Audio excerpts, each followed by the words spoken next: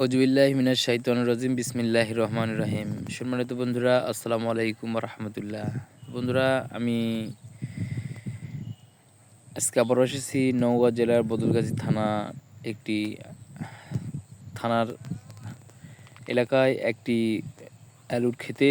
তো বন্ধুরা, এটা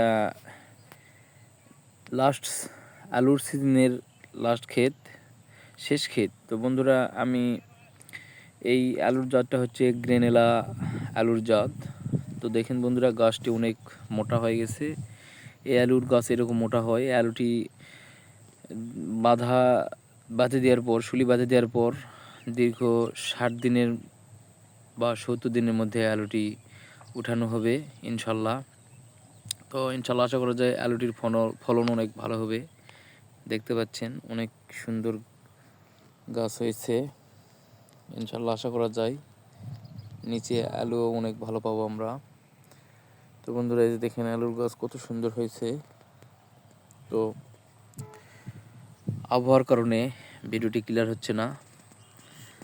তো বন্ধুরা, এই সময় একটু কীটনাশক বেশি ব্যবহার করতে হবে, নইলে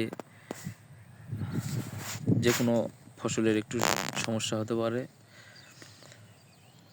তো বন্ধুরা, যাই হোক, আশা করা যায় ইনশাআল্লাহ আল্লাহর রহমতে অনেক ভালো একটা ফলন পাবো আমরা। তাই দেখেন কীরকম গাছ হয়েছে। তো বন্ধুরা, কৃষি বিষয়ে যে কোনো তথ্য পেতে আমার এই ভিডিওটি দেখবেন সম্পূর্ণ। সবাই ভালো থাকুন, সুস্থ থাকুন। আসসালামু আলাইকুম ওয়া রাহমাতুল্লাহি ওয়া বারাকাতুহু।